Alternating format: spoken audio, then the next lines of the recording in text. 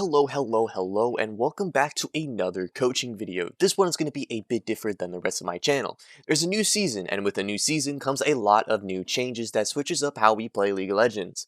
We are going to run through all the changes in the patch notes, and I will give my opinion about all the new changes that have hit the rift so we can get a head start on our climb to the rank you want. Before we start, 98% of people that watch my videos are not subscribed. I would really appreciate it if you guys hit that subscribe button. It is completely free and you're coming back anyway, so why not let me just pop up in your subscription feed. Also, I haven't really said this in a video for a while, but I am offering free coaching VOD reviews. If you would like to have a free VOD review, go into the description in this video and add me on Discord so we can schedule one. I've already had a handful of people that I coach, and some of them told me how much they have improved and how much my coaching has helped them. But anyways, let's get started with the patch notes. Welcome to Noxus League of Legends, where strength is the biggest factor on how known and how much respect you have in this region. This is one of the biggest patches I have ever seen for a new season. Let's first talk about the new jungle objective Otacon.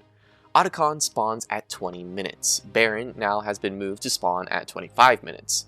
At 14 minutes, the Otacon will show you where he spawns, either top or bot, depending on how many kills or how much damage was done on that side of the map. The one that has the most damage or kills will have the Otacon spawning there.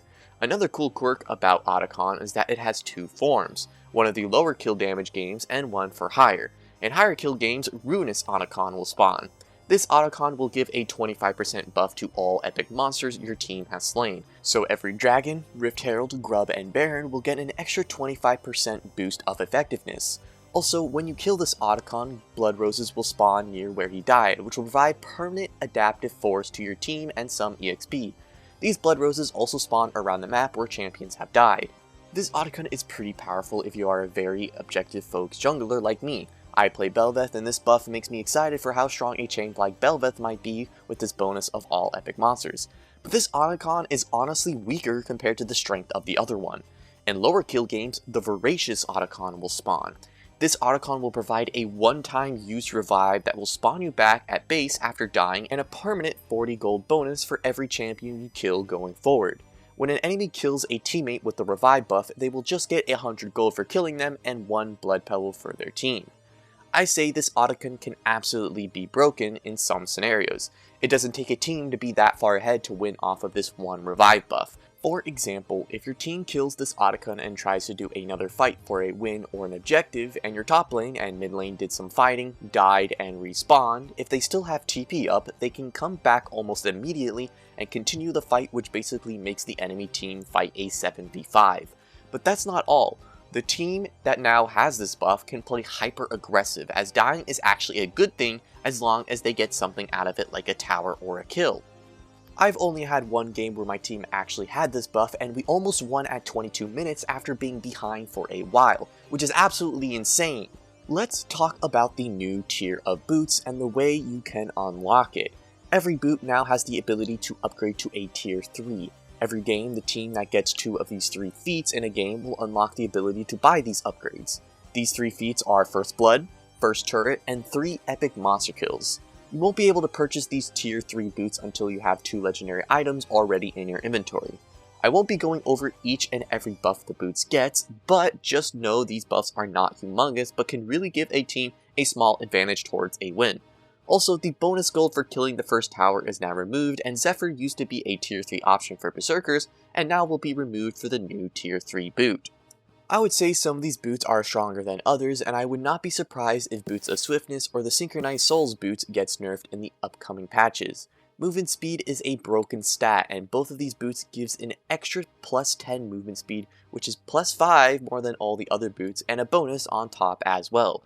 For Swifties, they get a 4% bonus total movement speed, and Synchronized Souls get a 10% bonus total movement speed while they are out of combat. This is actually really fucking crazy. Supports will now arrive to fights faster, and roam timers open up even bigger as they have more movement speed to go to fights and return back to lane. Some champions I feel will heavily benefit from these boots are characters like Singed, Janna, and Warwick, but any champion can make these boots work and will always be a solid pickup no matter what champion buys them.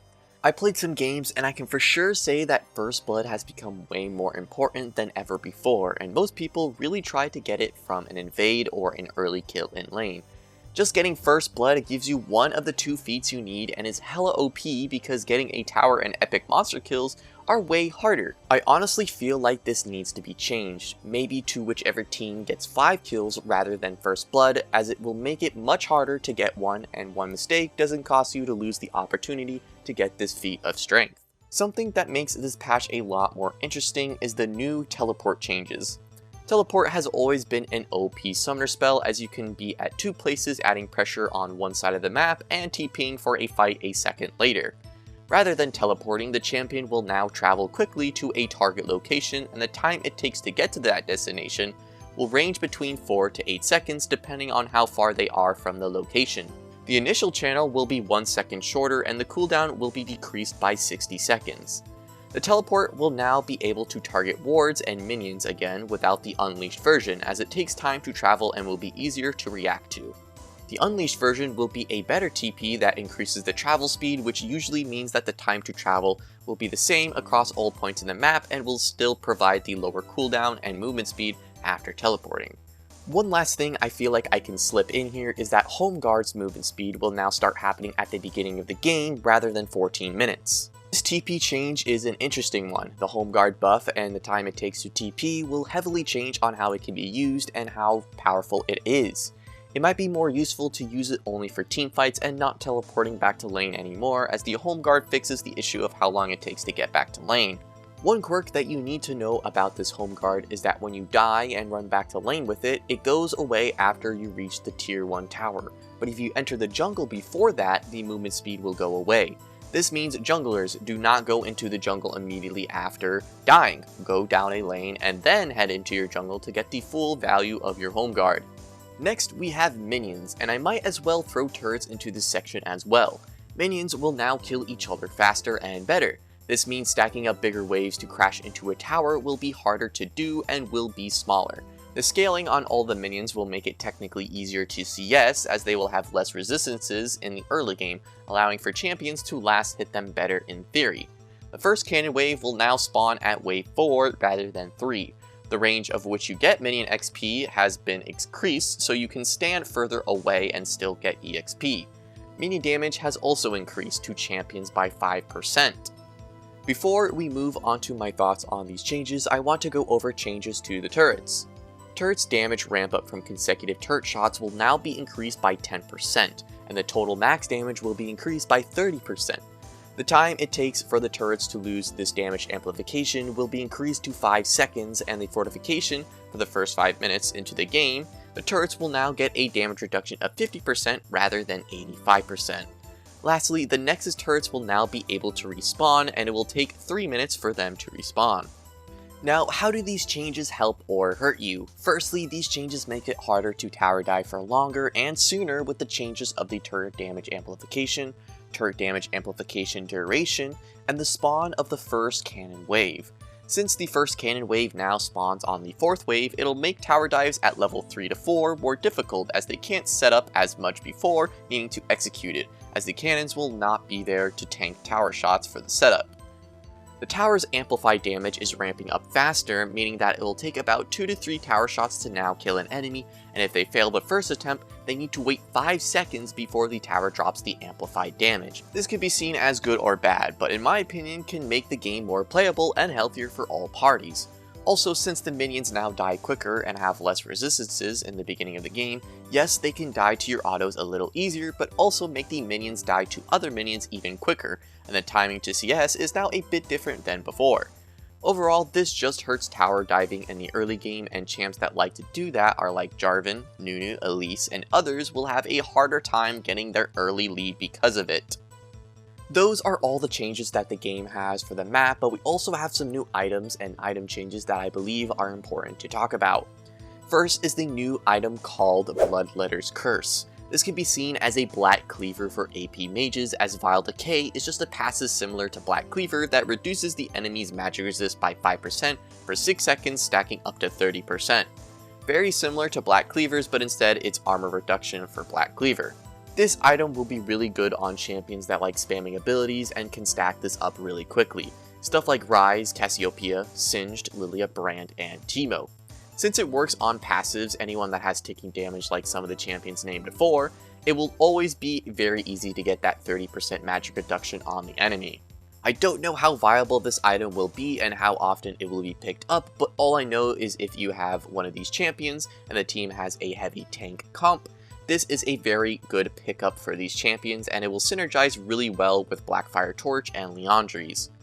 Warmogs and Unending Despair are both going to get nerfed, and thank God they are. We have been in a tank meta for a very long time now, and these items made it basically unplayable for ADCs. Warmog's healing passive will now only be active if you have 2000 bonus health rather than 1500 bonus health. It also regenerates slower and takes longer for you to be seen as out of combat. This item also lost the bonus 4% movement speed that it had. Unending Despair is going down to 350 HP from 400, armor is going down from 60 to 25, and magic resist is being added to the item but only 25 of it. A lot of tanks love this item as their second buy, as Grievous Wounds were still pretty weak and most people didn't buy it that early. It also provided a bunch of armor for comps that are heavy AD damage. But now the 40 armor being lost and only 25 magic resist to compensate makes this item not as a viable option to buy early, or maybe not at all as its stats are just not that good anymore. Lastly is Heartsteel. The bonus damage you get from getting a stack has been reduced, but the bonus health you get from the item is technically getting a buff for tanks.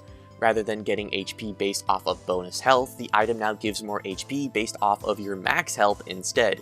This works great for heavy tanks like Sion, Tahm Kench, Mudo, and Cho'Gath, as they love to stack HP. This nerfs it for other champions as they can't stack HP like others, but it can still be viable for a lot of different tanks and bruisers. And that is all I have for this video. I am so excited for this season, and I hope my opinions and this guide for the new season has helped you understand how you can change your playstyle for the better. If you liked this video, consider leaving a like and subscribing. If you have anything you would like to say, leave a comment so we can debate what you thought about my opinions. Good luck on your climbs!